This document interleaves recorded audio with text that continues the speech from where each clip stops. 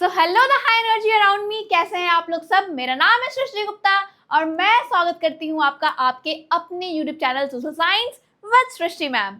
तो देखो बच्चों, हम क्लास 10th का चैप्टर नंबर 1 हिस्ट्री का पढ़ रहे थे, the rise of nationalism in Europe. ठीक है, जिसका कि ये दूसरा क्लास है। जिन्होंने पहला क्लास नहीं देखा है, इट्स अ हम्बल रिक्वेस्ट बच्चा, पहले वो क्लास देख लो एंड तब ये क्लास में आना, क्योंकि मैंने पिछले दो क्लास में कुछ चीजें, पिछले एक क्लास में मैंने कुछ चीजें कवर कर दी, जैसे कि इटोपियन विजन हमने पढ़ा दिया है, ठीक है, French revolution and the idea of nation पढ़ा दिया है, the making of nationalism in Europe पढ़ा दिया है, the aristocracy and the new middle class, what did liberal nationalism stands for, new conservatism after 1815 and अब हम यहां से पढ़ेंगे दिस वन।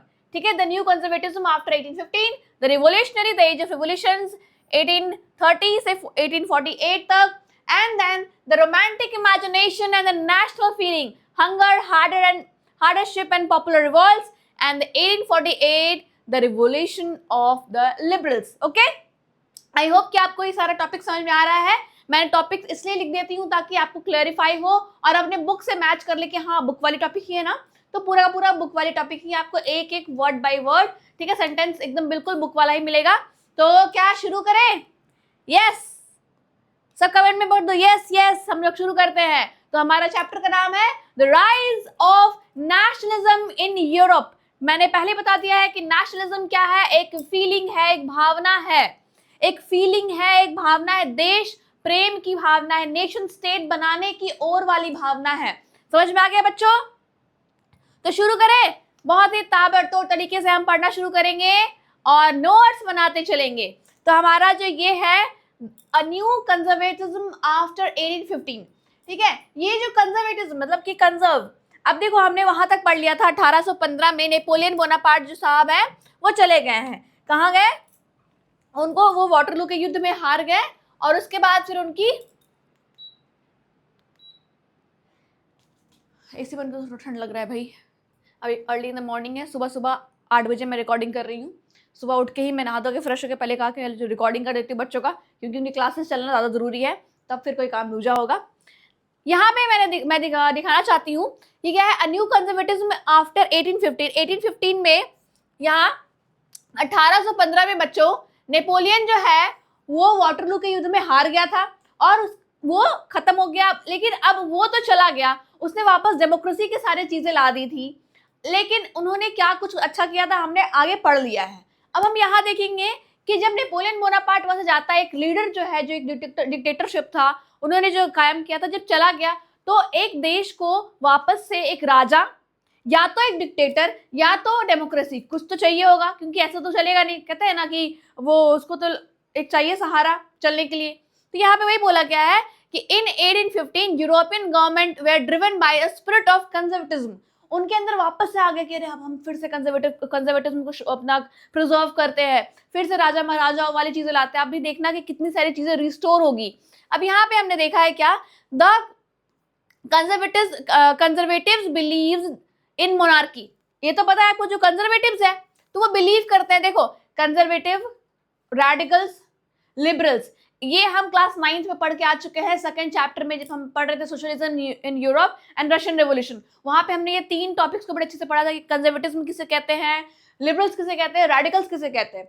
तो हमने देखा था जो कंजर्वेटिव्स थे वो बिलीव करते थे किसमें, मोनार्की में, द चर्चेस, सोशल हायरार्कीज में, कि भाई बाप का मतलब है राजपाट तो बेटा उसको संभालेगा, उसके बाद उसके पोते संभालेंगे, ऐसे करके चलते, हायरार्कीज में मानते थे वो लोग।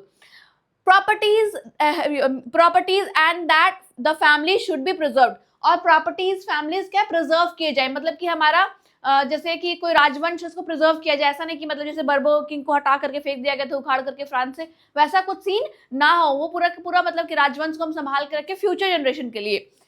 A modern army and efficient bureaucracy, a dynamic economy, the abolition of feudalism and serfdom could strengthen the autocrats monarchy of Europe।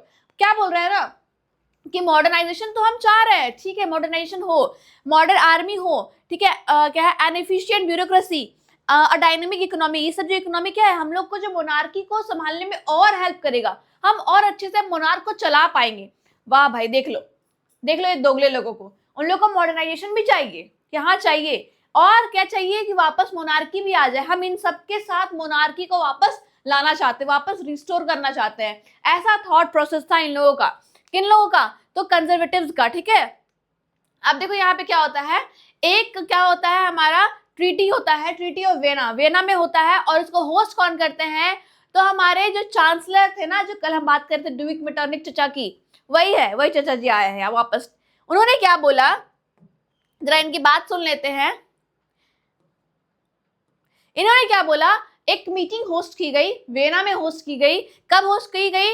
1815। बहुत ही इंपॉर्टेंट क्वेश्चन है, बहुत ही ज्यादा 1 मार्क्स के लिए आ सकता है, बहुत वेरी वेरी इंपॉर्टेंट, लिख लो, ठीक है, कि ट्रीटी ऑफ वियना कब हुआ था, इसको होस्ट किसने किया था? तो इसको होस्ट किया था एक ऑस्ट्रियन, जो लुइस 16 की जो वाइफ थी, ऑस्ट्रियन प्रिंसेस मैरी एंटोनिएट, वही ऑस्ट्रिया का ही चांसलर था, जिसका नाम था क्या? Duke Metternich. ये रहे हमारे चचा जी, ड्यूक मेटरनिक चचा, दिख रहे हैं ना आपको साफ साफ, कितने सुंदर कितने स्मार्ट लग रहे हैं। इन्होंने होस्ट किया एक ट्रीटी, जहां पे उन्होंने बोला, क्योंकि भाई देखो ये बर्बन डायनेस्टी से इनका कभी ना कभी ताल्लुक हुआ करता था। यहाँ की जो बेटियां थी, बिटिया रानी, वो वहां की बर्बो किंग की क्या थी? बहू थी। तो यहाँ पे वही बोला जा रहा है, the Bourbon dynasty which had been deposed during the French revolution was restored to power. उनको वापस सत्ता में लाओ। किसको? बर्बन राजवंश को, बर्बो राजवंश को, जिसको की सत्ता से हटा दिया गया था फ्रेंच रेवोल्यूशन के दौरान, उनको वापस रिस्टोर किया जाए। French lost the territories it had annex under the Napoleon. वाह, देखो क्या बोला गया ना, कि यहाँ पे क्या बोला गया कि जब नेपोलियन था, उस वक्त नेपोलियन के समय में जो भी राज्य फ्रांस में जुड़े थे, नेपोलियन भाई साहब तो क्या था, उन्होंने तो पूरा एकदम बोला ना, हम तो सब पूरा देश जीत लेंगे, पूरा शहर जीत लेंगे। वो चले गए थे सब कुछ शहर जीतने के लिए, और जीतते जीतते क्या था, मतलब मान लो कि ये फ्रांस है, उसके आसपास सारा राज्य जीतते चले गए थे, और फ्रांस में इसको जोड़ दिया था। सबको क्या किया था? फ्रांस में जोड़ दिया था। तो यहाँ पे वही बोला जा रहा है कि फ्रांस में जोड़ तो लिया था, अब उन सारे टेरिटरीज को क्या कर दो? फ्री कर दो।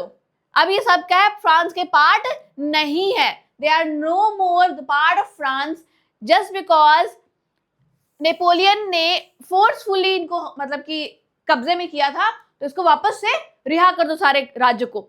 अ series of states were set up, ये देखो ये खतरनाक है, क्या है? A series of states were set up on the boundaries of France to prevent French expansion in future.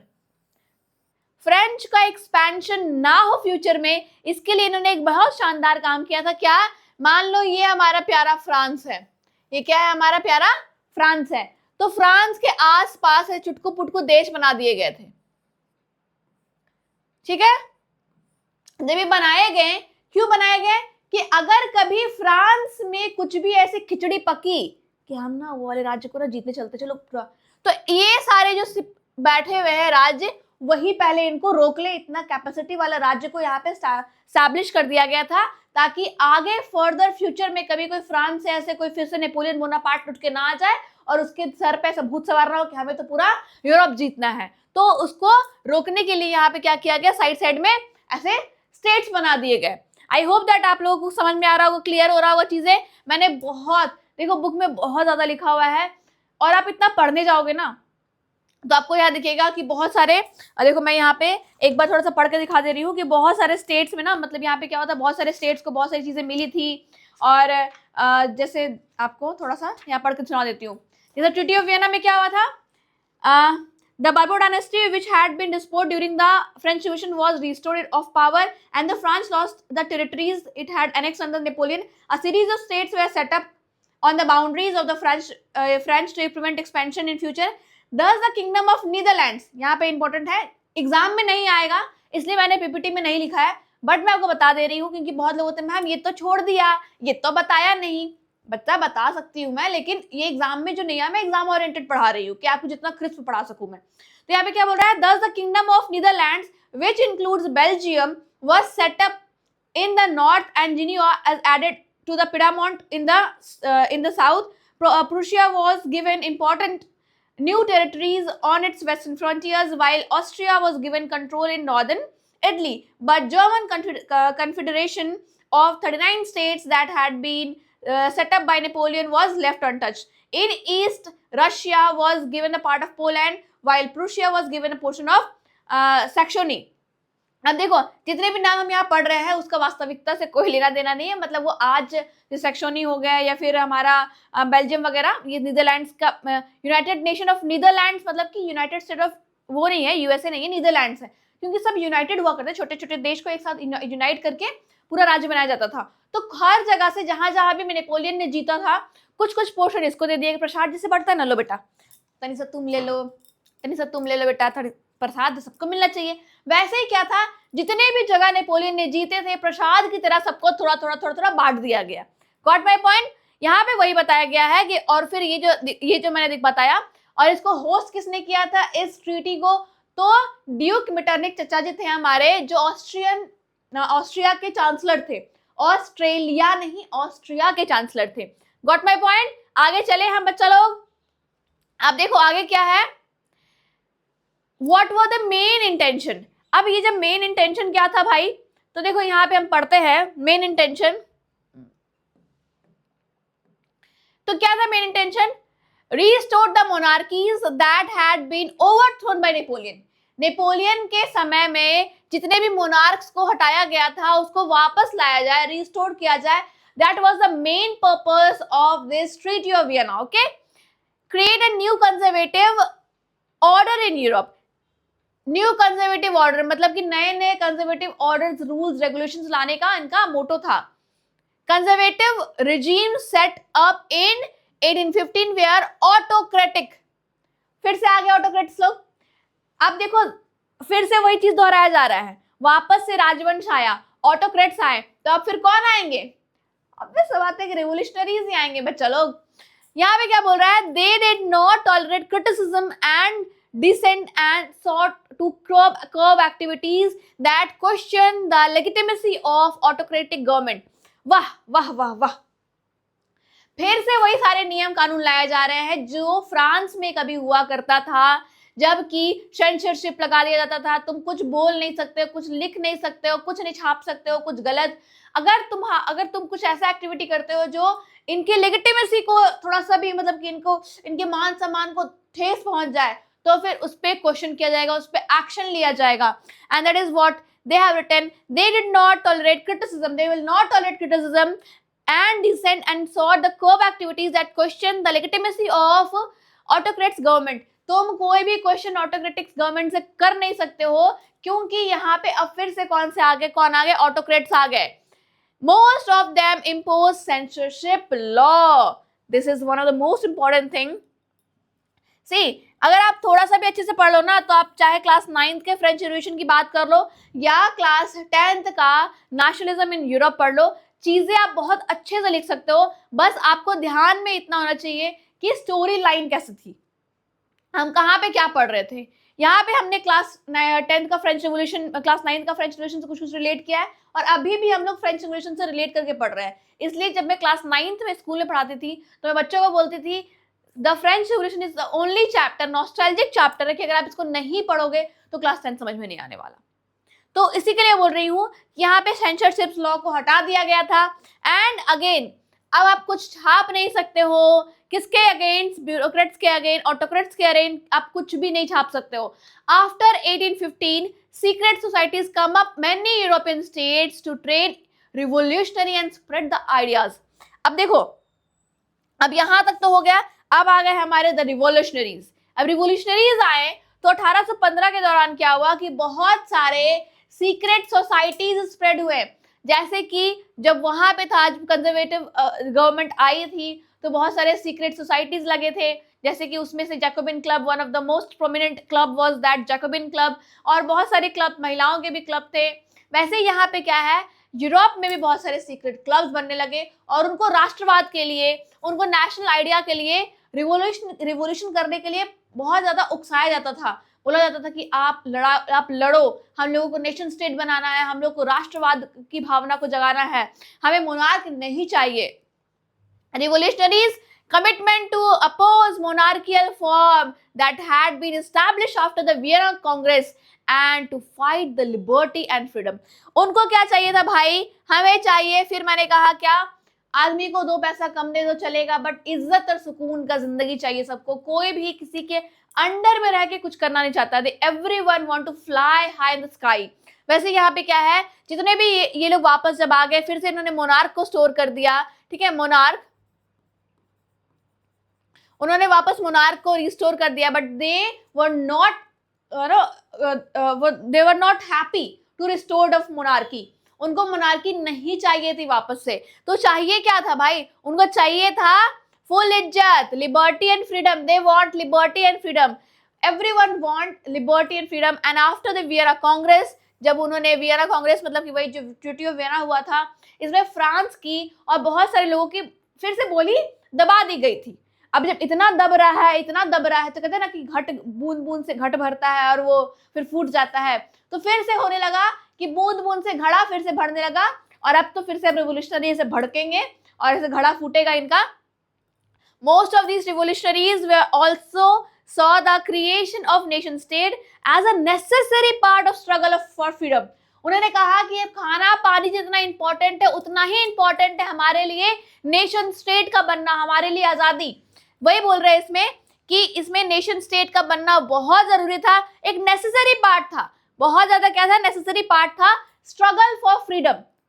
Got my point, कि उन्होंने बहुत स्ट्रगल किया था फ्रीडम के लिए, ये एक बहुत ही नेसेसरी पार्ट था, करना ही करना है, अब हमें चाहिए ही चाहिए nation state. We were not able to tolerate this monarchy once again.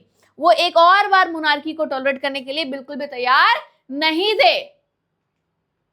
वाह वाह वाह, टॉपिक बाद में आया, क्या बोलूं।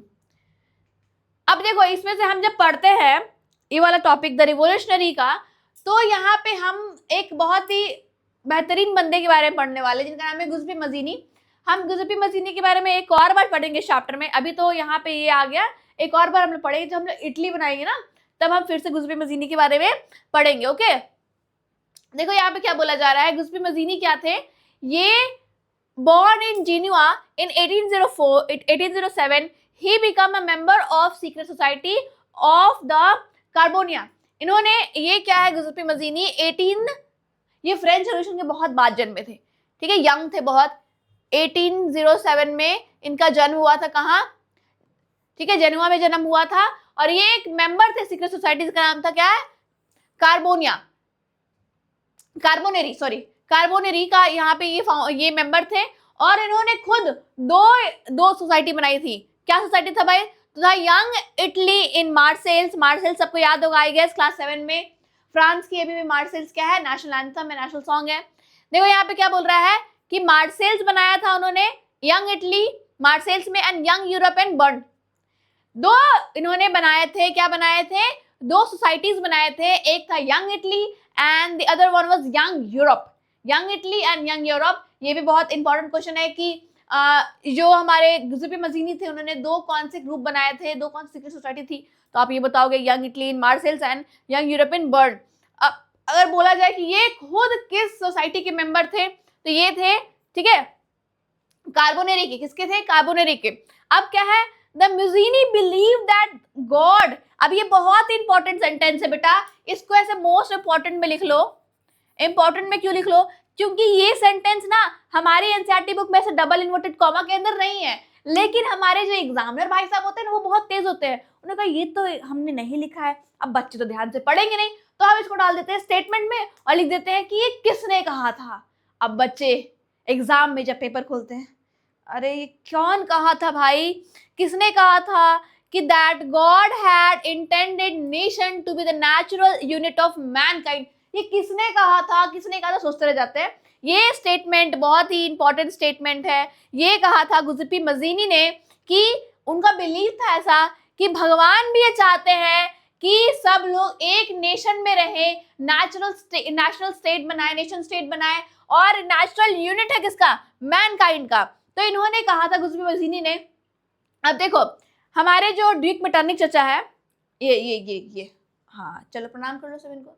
हाँ, इन्होंने बड़े बड़े अच्छे स्टेटमेंट दिए थे, और एग्जाम में बहुत फंसा देते हैं ये चचा हमारे, क्योंकि इन्होंने इनके स्टेटमेंट एग्जाम में आ जाते हैं, फिर पूछता है किसने कहा था, तो बच्चे फिर घूम जाते हैं कि अरे किसने कहा था, मेरे को क्या पता। इन्होंने क्या कहा था, Metternich describe him as the most dangerous enemy of our social order. Metternich जो थे उन्होंने कहा था कि ये जो गुज़्बे मज़ीनी है वो हमारे सोशल ऑर्डर का सबसे बड़ा शत्रु है, सबसे बड़ा दुश्मन है। क्यों ना हो भाई, क्यों ना कहे वो। ये थे हमारे कंजर्वेटिव। ड्यूक मेटरनिक क्या थे? कंजर्वेटिज्म पे बिलीव करते थे। एंड हमारे रिवोल्यूशनरी थे कौन? कौन? गुज़्बे मज़ीनी, जिन्होंने कि दो सीक्रेट सोसाइटीज बना दी थी और उनके खिलाफ काम कर रहे थे। तो इन्होंने कहा, ड्यूक मेटरनिक ने कहा, क्या कहा भाई? ड्यूक मेटरनिक ने कहा कि the most dangerous enemy of our social order who is, तो ये हमारे गुज़्बे मज़ीनी। तो ये समझ में आ गया आपको? दो सेंटेंस, एक यहाँ पे गुज़्बे मज़ीनी द्वारा बोला गया क्या कि जो गॉड है, that God had intended nation to be natural unit of mankind, ये एक स्टेटमेंट है जो गुज़्बे मज़ीनी ने कहा था। लिख लो, हाथ जोड़कर रिक्वेस्ट कर रही हूँ, थोड़ी तो बात मान लो बच्चों, क्यों जिद्दी बन रहे हो? लिख लो इसको, स्टेटमेंट को, ये आएगा एग्जाम में। इस तरह के स्टेटमेंट आ जाते हैं ना तो वो भूला वाला स्टेटमेंट हो जाता है हमारे साथ कि पढ़े तो थे बट याद नहीं आ रहा है। और एक स्टेटमेंट ये है कि मेटरनिक ने कहा था कि गुज़्बे मज़ीनी क्या है? सबसे बड़े शत्रु है, एनिमी है, किसके? इनके सोशल ऑर्डर के, बिकॉज ये कंजर्वेटिज्म पे बिलीव करते थे। एंड एक हमारे थे, वो किसे बिलीव करते थे? ये बिलीव करते थे हमारे रिवोल्यूशनरी पे, इनको नेशन स्टेट चाहिए था। Now let's move on. क्या है? The age of revolutionaries in 1830 to 1848। अब ये बहुत इंपॉर्टेंट चैप्टर है, यूनिट है, थोड़ा सा ब्रॉड है, इसमें काफी सारी चीजें हम पढ़ेंगे। तो अब ऐसे कुर्सी की पेटी बांध लो, कॉपी अगर है कॉपी पेन ले लो, क्योंकि अब हम लोग काफी चीजें लिखने वाले हैं। जब मैं बोलूंगी, जहां जहां बोलूंगी स्क्रीनशॉट ले लेना, या तो फिर लिखते चले जाना, क्योंकि अगर आप नहीं लिखोगे तो फिर वो भूला वाली सिचुएशन नहीं क्रिएट होनी है। पढ़ते चलेंगे साथ में, याद करते चलेंगे साथ में। अब देखो एज ऑफ रिवोल्यूशनरीज इन 1830 से 48 में क्या है? As conservative regime tired the consolidation of the power liberalism and nationalism came to be increasingly associated with revolution in the many region of Europe। देखो जैसे कंजर्वेटिज्म आ गया था, लोग वापस से रिस्टोर कर रहे थे, तो ऐसी भावनाएं जैसे कि नेशनलिज्म की भावनाएं या एक साथ एसोसिएट करना या फिर रेवोल्यूशन करना, ये काफी ज्यादा बढ़ चुका था। कहाँ? यूरोप में। Revolutionaries were led by the liberal nationalists belonging to the educated middle elites। अब देखो, ये तो हमारे कंजर्वेटिव जो थे, कंजर्वेटिव तो बहुत मस्त, वो तो क्या थे? राजवंश को रिस्टोर कर रहे थे, उनके पास पूरे पैसे थे। लेकिन इस रेवोल्यूशन को बढ़ा चढ़ा कौन रहा था? कौन था जिसको कि ये पता चल गया था, now we need freedom, we need liberty, we need fraternity. कौन थे वो लोग? तो वो थे हमारे एजुकेटेड मिडिल क्लास इलिट्स, पढ़े लिखे बुद्धिजीवी लोग, जिनको ये पता चल गया था कि नाउ नो मोर मोनार्की और कंजर्वेटिव और एरिस्टोक्रेसी, वी नीड फ्रीडम। क्योंकि इन्होंने पढ़ लिख लिया था। अब हमने इस क्लास में, इसके पहले वाले क्लास में पढ़ लिया है दैट मिडिल क्लास क्या होता है। क्लास 9th में पढ़ के आया है द इमर्जिंग, जो मिडिल क्लास वाला सेक्शन था। तो अब मुझे बताने की जरूरत नहीं है कि यहाँ पे एजुकेटेड मिडिल क्लास इलिट्स कौन थे। ठीक है, उन्होंने ओवरसीज ट्रेड किया था और उसके बाद वहां से उन्होंने बुक्स वगैरह पढ़ी थी, थिंकर्स बहुत सारे पढ़े थे। क्लास 9th में आपने बहुत सारे थिंकर्स को पढ़े हैं। ठीक है, रूसो हो गए, जॉन मॉन्टेस्क्यू हो गए, इस तरह के थिंकर्स को उन्होंने पढ़ा था। तो अब वो पढ़े लिखे मिडिल क्लास एलीट जो थे वही कर रहे थे क्या? नेशनलिज्म की भावना को पूरी तरफ स्प्रेड कर रहे थे। अब हम आगे पढ़ते हैं। फर्स्ट अपहेल, अब देखो फ्रांस में हुआ था, पता नहीं जुलाई में, क्या जुलाई में क्यों होता है सब कुछ, मतलब वहां पे मेरे को समझ नहीं आता, गर्मी में वहां सब कुछ होता है। वो हमारा फ्रेंच रिवॉल्यूशन भी गर्मी में हुआ था, ये भी गर्मी में हो रहा है, मतलब कुछ तो लोचा है। नहीं, आप लोगों को नहीं लगता क्या? जब मैं पढ़ी तो मेरे दिमाग में बड़ा कंफ्यूजन था कि जुलाई में क्यों होता है ये सब। अब मेरे को अभी तक उसका जवाब नहीं मिला। अगर आपको पता हो तो प्लीज कमेंट करके बताना। द फर्स्ट अपहेल फ्रांस में जब हुआ था 1830 में। कब हुआ था? 1830 में, जिसमें क्या है, अब देखो 1815, रिलेट करते चलना बच्चों, कहानी को होच पोच मत करो। 1815 में जब नेपोलियन बोनापार्ट स्वर्ग से हार गए, अब पता नहीं स्वर्ग गए थे कि नर्क गए थे, वो किसी को कंफर्म नहीं है। ठीक है, 1815 में जब वो चले गए तो यहाँ पे फिर से कंजर्वेटिज्म आया और बर्बन जो हमारा किंगडम था, कौन सा हमारा bourbon kingdom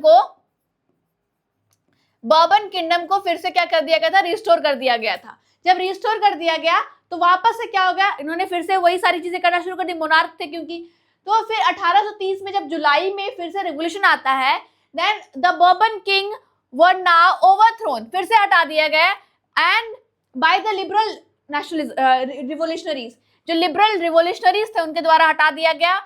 who installed a constitutional monarch, फिर से कॉन्स्टिट्यूशनल मोनार्क को लाया गया with Louis Philips at its head. अब हमारे हेड कौन बन गए? लुई फिलिप्स, ठीक है, लुई फिलिप जो थे वो हमारे हेड बन गए और फिर से कॉन्स्टिट्यूशनल मोनार्क आ गया। वही सारी चीजें दोहराई जा रही है फिर से, जो फ्रेंच रिवॉल्यूशन में हुआ था वही सारी चीजें यहाँ पे वापस से हो रही है। अब देखो फिर से आ गए हमारे, कहाँ गए मेटरनिक चचा?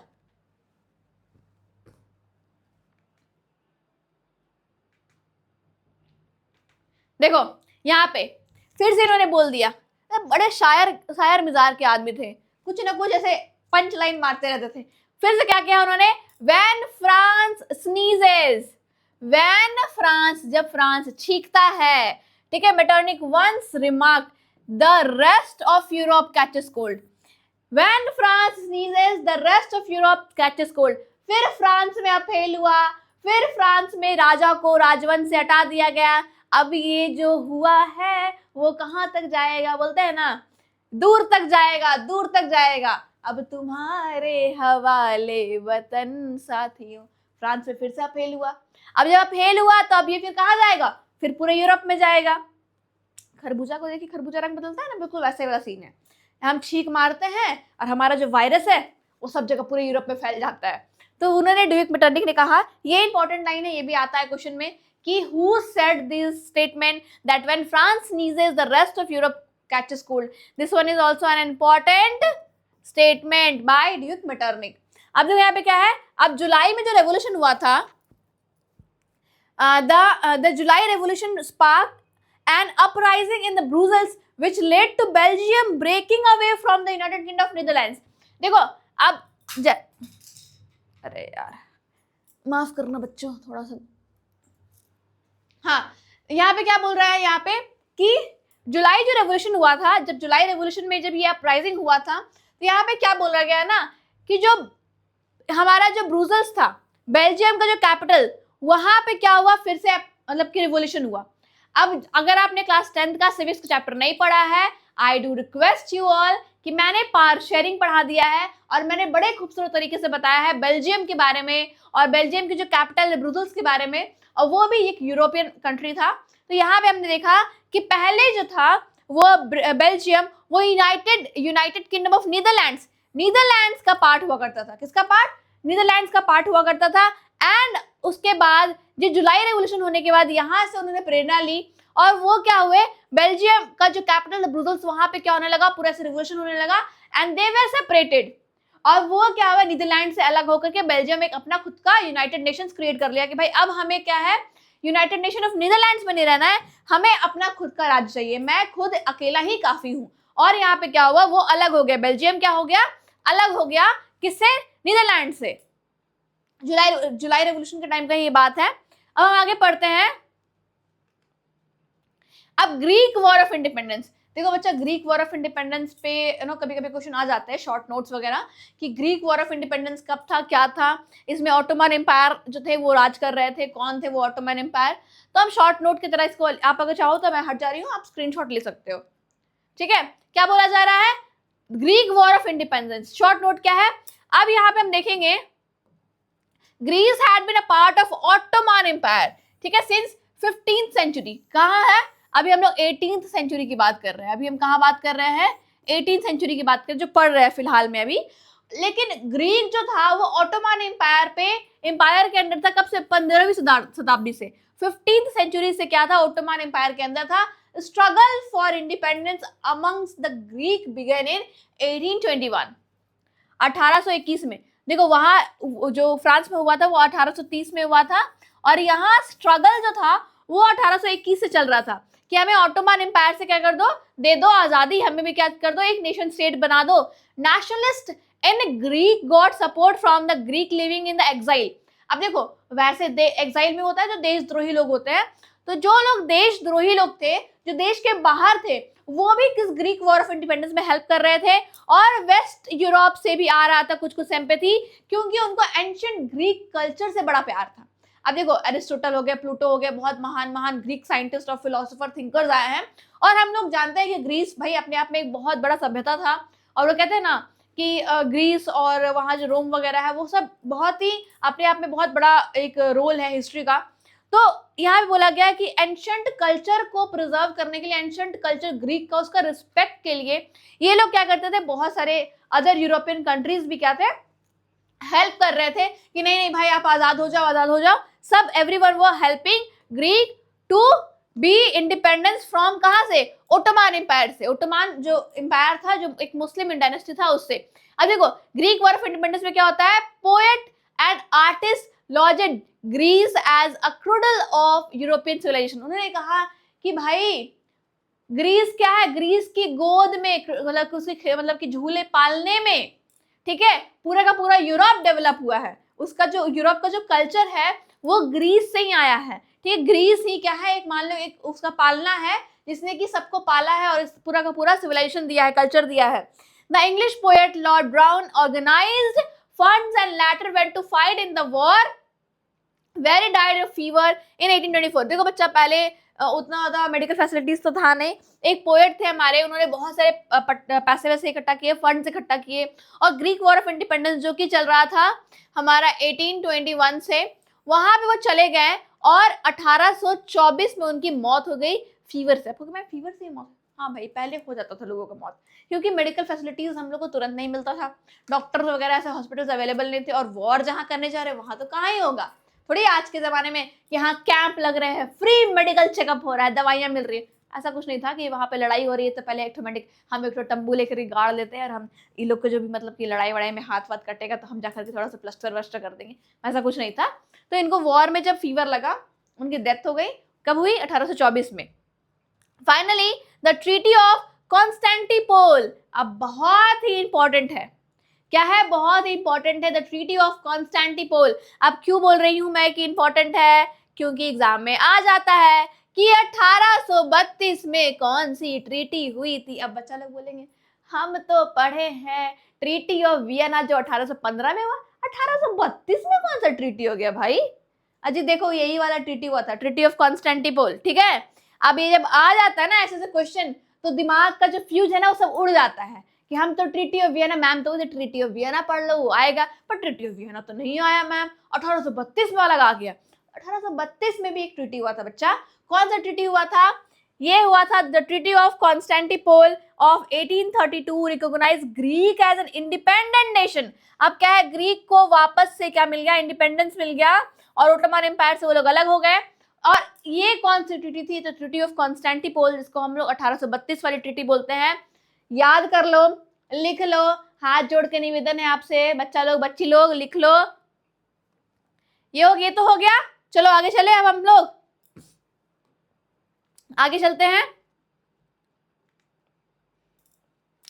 अब आ गया हमारा जो फर्स्ट मतलब कि जो यूनिट जो था हमारा, जो पढ़ रहे थे उसका 3.1 वाला मतलब unit, the romantic imagination and national feeling. Romance की बातें होंगी क्या, थप्पड़ मारूंगे ना इतने की कुछ कहने का नहीं। जो लोग सोचने लगे लगता है शाहरुख खान की या सलमान खान की फिल्म चलाएगी मैम रोमांटिक वाली, नहीं ये रोमांटिक फिल्म है वो वाली नहीं, ये रोमांटिक इमेजिनेशन है, अपने देश के लिए रोमांटिज्म, ठीक है। पैट्रियोटिज्म का जो भावना आता है वो कैसे, मतलब कि इस तरह की भावना डेवलप होती है। तो यहाँ देखो क्या है, romanticism a cultural movement which sought to develop a particular form of nationalist sentiment। जैसे बोलते हैं ना कि हमारे अंदर की जो देश में, अभी मैंने बताया था, अभी के अभी अगर आपको हम यहाँ पे पीपीटी में चला दें कौन सा राष्ट्रगान, जो जहां पे बैठा तुरंत अपने नीचे अपना बेड से अगर है तो बेड पे खड़ा हो जाएगा, बेड से नीचे खड़ा हो जाएगा, चेयर पे तो चेयर से उठ जाएगा। तो वो जो नेशनलिज्म की भावना है, सेंटिमेंट्स है हमारे अंदर, हमारे देश मतलब क्या बोलते हैं, हमारे नेशनल एंथम को लेकर के या किसी भी चीज को लेकर के, वो सेंटिमेंट ही हमारे कहते हैं एक हमारे लिए क्या है, रोमांटिक इमेजिनेशन है, रोमांटिक फीलिंग है अपने देश के लिए कि हम कुछ भी कर जाएंगे, हमें बस चाहिए क्या, देश की आजादी, हमें वो भाईचारे फ्रेटर्निटी वाली भावना चाहिए। अब यहाँ पे क्या बोल रहा है, रोमांटिसिज्म कल्चरल मूवमेंट, एक कल्चरल मूवमेंट था जिसमें क्या है, नेशनलिस्ट सेंटिमेंट जागते हैं, ठीक है, नेशनलिस्ट सेंटिमेंट्स जागे। Romantic artist and poet generally criticize the glorification of reason and science and focus instead of emotions institute and mythological feeling. उन्होंने ये मतलब क्या बोलते हैं, साइंस को, ये सब चीज को ना ध्यान में रखते हुए उन्होंने किस पे ध्यान दिया, इमोशंस पे ध्यान दिया, इंट्यूशंस पे ध्यान दिया, माइथोलॉजिकल फीलिंग्स पे ध्यान दिया। जो तुकती नस है ना वो पकड़ा कि हाँ भाई अभी इंडिया में लड़ाई लड़ना, दो अलग अलग कम्युनिटी के बारे में कुछ बोल देना, देखो फट से लड़ाई हो जाएगी। वैसे इन्होंने सेंटिमेंट पकड़ लिए पोएट्स ने कि हम लोग को फीलिंग, जो देश भावना की फीलिंग अंदर लोगों में है उसको निकालना है अपने गाने के द्वारा, अपने पोएट्स के द्वारा। जिसका एक बहुत बेहतरीन एग्जांपल है मार्सेल्स, जो हम लोग क्लास 9 में पढ़ के आए हैं कि मार्सेल्स गाते हुए लोग चले गए थे पेरिस और वहां से उन्होंने लड़ाई करने के लिए निकल गए थे। ठीक है, यहाँ पे क्या है, their efforts was to create a sense of shared collective heritage, a common cultural past as the basis of the nation. उन्होंने कहा कि हम लोग सब, जो हमने नेशन स्टेट का मतलब पढ़ा था कि कल्चरल बेसिस होना चाहिए, एक स्ट्रगल होना चाहिए, साथ में हमारा लिंग्विस्टिक भाषा एक होनी चाहिए, इस तरह के सेंटिमेंट्स फीलिंग को मिला के नेशन स्टेट बनता है। वैसे ही बोला गया कि उन्होंने एफर्ट्स लगाए क्या, शेयर कलेक्टिव हेरिटेज, हम लोग एक साथ एकजुट है, इस बारे में उन्होंने बताया। हमारा कल्चर एक सेम है, हमारा पास्ट, हम लोग पूर्वज हमारे सेम है, और हमारा जो नेशन है, और नेशन के लिए हम लोगों को पूरा भावना होना चाहिए, नेशन स्टेट बनाने के लिए भावना होना चाहिए। ये हमारा राज्य, राजा का कुछ मतलब ये नहीं कि हाँ राजा जब पैदा हुआ तब उसने बनाया, हम लोग सब मिलके बनाए हैं, तो राजा अकेले क्यों रूल करे। इस तरह की भावनाएं उन्होंने कविताओं में दिखानी शुरू कर दी, गानों में दिखानी शुरू कर दी, और यही से क्या हुआ, the other romantics such as German philosopher John Gottfried Herder in 1774 से लेके 1804 claimed that true German culture was to be discovered among the common people, das Volk। अब देखो इन्होंने एक हमारे जो है जर्मन फिलोसोफर थे, जिनका नाम था जॉन, देखो पता नहीं वो लाल क्यों नहीं हुआ, गॉटफ्राइड हर्डर, जो कि उन्होंने बोला गया था कि ट्रू जर्मन कल्चर कैसा होता है, एक अच्छा जर्मन कल्चर हो सकता है जो कॉमन पीपल को बोला गया डास वोल्क। क्या बोला गया, डास वोल्क बोला गया। It was through the folk songs, ये फोक सॉन्ग्स द्वारा, folk poetries, folk dances, to spirit of nation is volkisch. ठीक है, नेशनलिस्ट, वैसे यहाँ पे क्या है, वॉल्किस्ट, वॉल्किस्ट बोला गया इसको, जिसमें कि उन्होंने बोला कि हमारे पुराने, हमारे लोकगीत, लोक नृत्य, ठीक है, लोकगीत, लोक नृत्य जो है हमारा लोकगीत हो गया, हमारी कविताएं हो गई, लोक नृत्य हो गया, इसको प्रिजर्व किया जाए, इसको संभाल के रखा जाए, यही हमारी ट्रू स्पिरिट है। अब क्या है, aim to carry the modern nationalist message to large audience who were mostly illiterate. और उनका एक एम था कि हम ऐसे गाने और पोएट्रीज या कर्नाटक द्वारा या गानों द्वारा या फिल्म द्वारा या ऐसे पूजा पाठ द्वारा या कुछ भी के द्वारा, ठीक है, पोएट्री डांस के द्वारा हम उन लोगों तक भी मैसेज पहुंचाए जिनको कि पढ़ना लिखना नहीं आता है, but they are able to understand the posture, the gestures और द एक्शंस, वो फीलिंग। बेसिकली इस तरह के पोएट्स वगैरह लिखे गए। क्या है, Karol Kurpinski celebrated the nationalist struggle through his operas and music, turning folk dances like the Polonaise and Mazurka into nationalist symbols। देखो एक कारोल मतलब नाम के वो थे, उन्होंने क्या है अपने ओपेराज और म्यूजिक के थ्रू नेशनलिस्ट भावना मतलब की जगाई।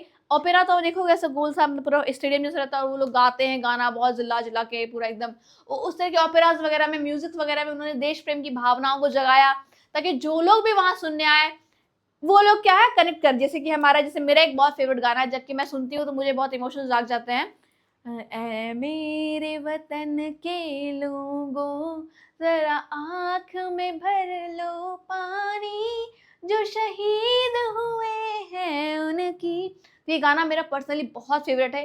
ये जब भी बजता है तो मुझे कहीं ना कहीं वो सिनेरियोज याद आने लगते हैं कि कैसे किसी ने गोलियां खाई होगी, कैसे मरे होंगे, कैसे उन्होंने दिन दिन रात रात में प्लानिंग की होगी, एग्जीक्यूट किया होगा उन प्लान्स को, और कितने सारे जान गए थे, मतलब मास, मतलब number of people they were died. तो ये सब चीज़ें मुझे बहुत याद आती है। वैसे इन्होंने भी ओपेरा वगैरह, म्यूजिक शोज वगैरह कंसर्ट ये किए और वहाँ पे इस तरह के चीज़ों को चलाया। अब देखो हम आगे चलते हैं। How language plays an important role. अब लैंग्वेज यानी कि भाषा, हमारी जो लिंग्विस्टिक भाषा, हम जो भाषा बोलते हैं उसने कैसे एक इंपॉर्टेंट रोल प्ले किया हमारे क्या बोलते हैं नेशन स्टेट को बनाने में, या फिर उस रेवोल्यूशन में कैसे काम किया। देखो, after Russian occupation the Polish language was forced out of schools and the Russian language was imposed everywhere। जैसे कि हम यहाँ देखते हैं कि यहाँ हम लोग देखेंगे क्या कि रशियन जो रेवोल्यूशन हुआ था, रशिया में जब रशियन लैंग्वेज को क्या किया गया था, the Polish language was force out, Polish language को हटा दिया गया था पूरे के पूरे, और रशियन लैंग्वेज को इम्पोज कर दिया गया था हर जगह। इन 1831 N armed revolution against the Russian rule took place which was ultimately crushed। क्या बोला जा रहा है कि 1831 के दौरान में क्या है, एक आर्म्ड रेवोल्यूशन हुआ था रशिया के अगेंस्ट में, उसको पूरी तरह से दम कुचल के दबा दिया गया था। Following this, many members of the clergy in Poland began to use language as a weapon of national resistance। उन्होंने कहा अब तुम कितना भी कर लो, हम तो अपनी ही भाषा बोलेंगे, तुमने हमारी भाषा तक को खत्म कर दिया। तो भाषा को लेकर के इन्होंने क्या किया, रेवोल्यूशन की भावना जागने की, हमारी भाषा, हम यहाँ पोलैंड के हैं तो हम पोलिश ही बोलेंगे।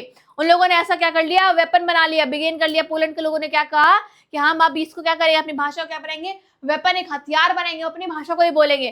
Polish was used for churches gathering and all religious institution. Polish भाषा हर जगह यूज होने की, जहाँ पे वो लोग चर्च में जाते थे वो लोग पोलिश ही बोलते थे, सोशल जब गैदरिंग होती थी वो लोग पोलिश ही भाषा बोलते थे। As a result, a large number of priest and bishops were put in jails और sent to Siberia by the Russian authorities as punishment for their refusal to preach in Russia। इसका क्या result हुआ, क्योंकि उन्होंने अपने language को मतलब adopt, दूसरे रशियन लैंग्वेज को अडॉप्ट नहीं किया, तो चर्चेस वगैरह में जब जाते थे लोग तो पोलिश भाषा में बोलते थे। अब वहाँ पे कुछ रशियन लोग भी गए, उन्होंने कहा कि भाई हम तो यहाँ गए चर्च में, लेकिन यहाँ तो रशियन में कुछ हो ही नहीं रहा है, जो ये स्पीच वगैरह दे रहे हैं या कुछ समझा रहे हैं वो तो पोलिश भाषा में हो रहा है।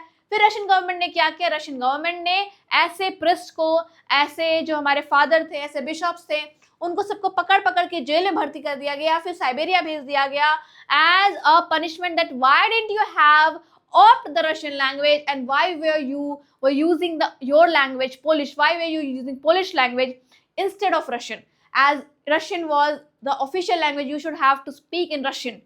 okay, तो इस वजह से उनको क्या थी, बहुत सारी पनिशमेंट दिया गया था, उन लोगों को भेज दिया गया था।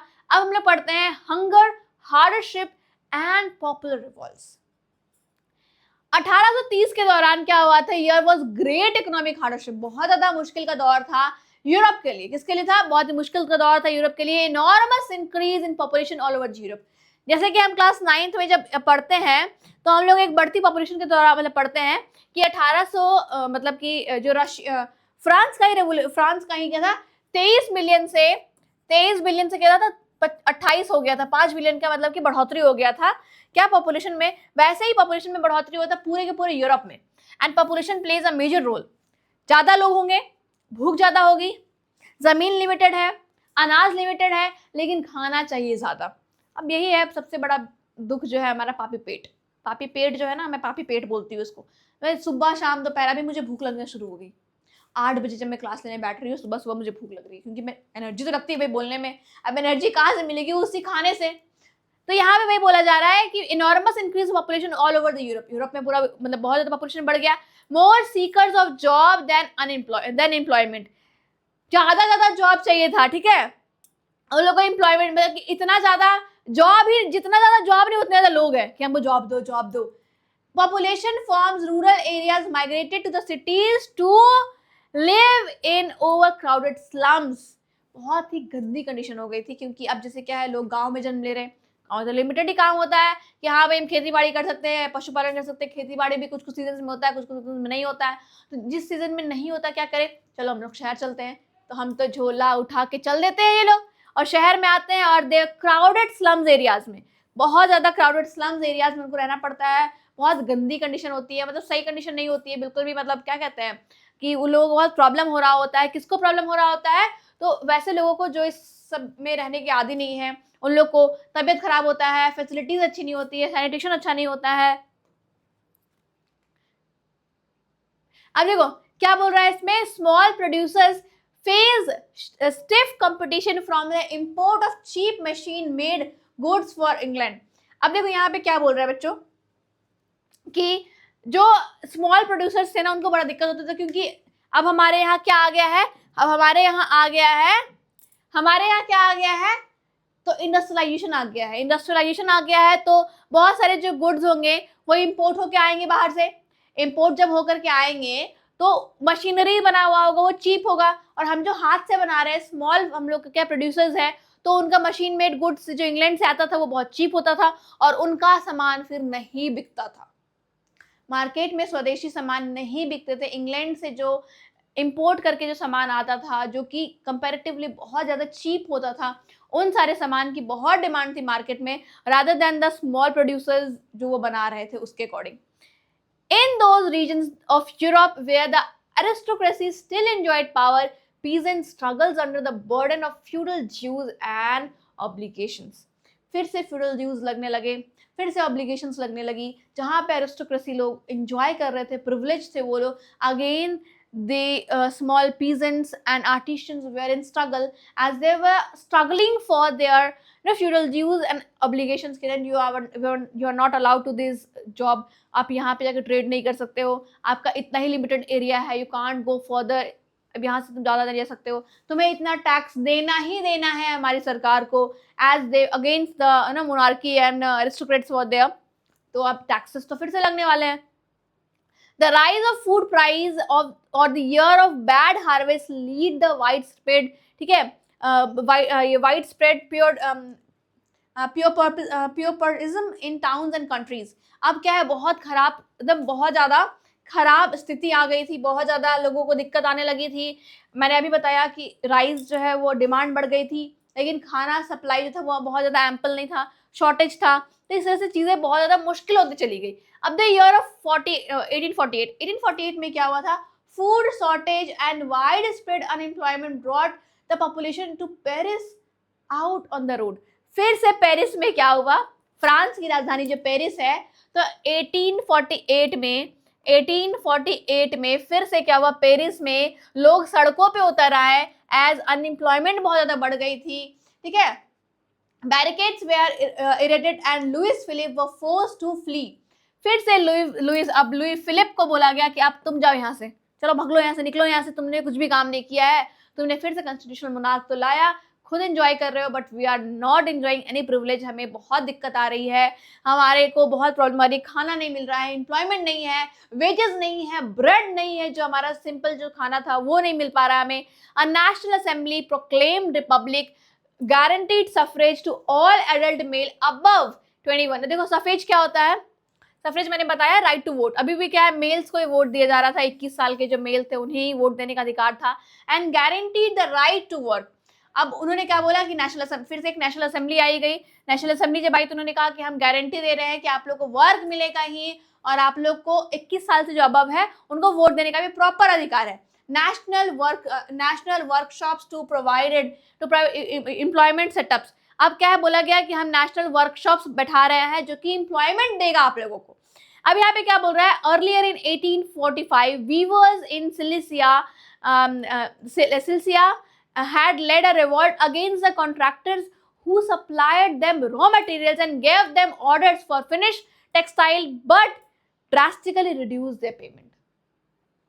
क्या बोल रहा है, एक छोटा सा देश था जहाँ पे वीवर्स थे, छोटा सा कंट्री साइड वाला एरिया बोल सकते हैं, ठीक है, सिलसिया, जहाँ पे क्या है ना, जो उधर वहाँ पे क्या बोलते हैं, कौन थे वो लोग, कॉन्ट्रैक्टर्स, यस, कॉन्ट्रैक्टर्स लोग उनको रॉ मटेरियल देते थे और यहाँ वो लोग वीवर लोग काम करते थे, उससे हो जाता था, तो उनको जैसे मान लो कि एक कुछ कपड़ा बनाने का 5 रुपया है, लेकिन उन्होंने क्या करते थे, जब वो लोग का मटेरियल तैयार हो जाता था तो उनका प्राइस जो है मान लो नहीं हम 3 रुपया में ही लेंगे, अब देना है तो दो, नहीं तो फिर रखो अपने पास।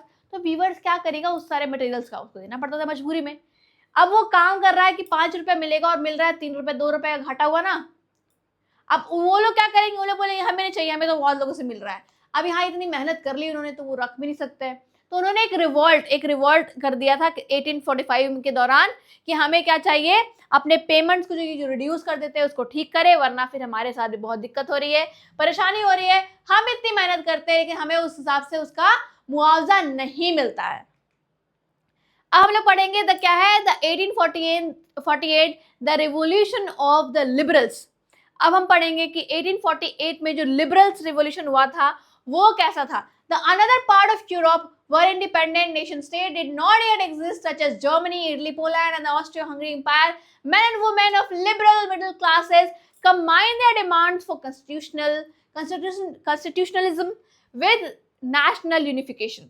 क्या बोला गया कि बहुत सारे स्टेट तो आजाद हो रहे थे, बट अभी भी बहुत सारे स्टेट थे, ठीक है, यूरोप में, जो अभी भी क्या कहते थे, वो मतलब कि नेशन स्टेट नहीं थे और एग्जिस्ट। एक मिनट, अरे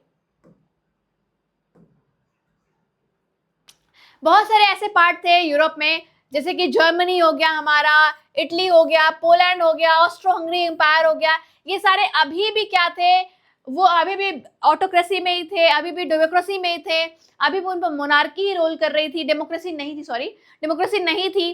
तो उन्होंने फिर से उनके बहुत सारे जो मैन एंड वुमेन सब जुड़े और वो लोग लिबरल मिडिल क्लास के थे, लिबरल थिंकर थे, उन्होंने डिमांड की फिर से क्या कि उन्हें कॉन्स्टिट्यूशनलिज्म विद नेशनल यूनिफिकेशन, उनको नेशनल पूरा नेशन का यूनिफिकेशन हो और कॉन्स्टिट्यूशन आए, डेमोक्रेसी आए, नेशन स्टेट बने, ऐसे की डिमांड इन्होंने भी करनी शुरू कर दी। और फिर हम देखेंगे कि जर्मनी और इटली कैसे बना, unification of Italy and unification of Germany पढ़ेंगे हम लोग आगे। Demand was the creation of a nation state और पार्लियामेंट्री प्रिंसिपल्स। क्या क्या प्रिंसिपल्स थे भाई, तो उनका एक कॉन्स्टिट्यूशन होना चाहिए, फ्रीडम ऑफ प्रेस होना चाहिए, कोई सेंसरशिप नहीं होना चाहिए, फ्रीडम ऑफ एसोसिएशन, हम ग्रुप बना सकते हैं, हम सीक्रेट सोसाइटीज बना सकते हैं, हम अपने खुद के पार्टीज खड़े कर सकते हैं, हमें ये हक दो। 3-4 डिमांड किन्होंने थी, हमें एक कॉन्स्टिट्यूशन चाहिए और कॉन्स्टिट्यूशन चाहने के बाद हमें पार्लियामेंट्री चाहिए, पार्लियामेंट चाहिए, पार्लियामेंट में हमें कुछ राइट्स थे, राइट्स में क्या फ्रीडम होना चाहिए, हमारे कॉन्स्टिट्यूशन होना चाहिए, फ्रीडम ऑफ प्रेस होना चाहिए, हम लोग को बोलने की आज़ादी, कोई सेंसरशिप नहीं लगना चाहिए हमारे ऊपर, हम जो मन चाहे वो छाप सकते हैं। फिर क्या, हमें एसोसिएशन ग्रुप बनाने की, हमें ग्रुप बनाने की क्या दो, आज़ादी दो, हमें संगठन बनाने की आज़ादी दो।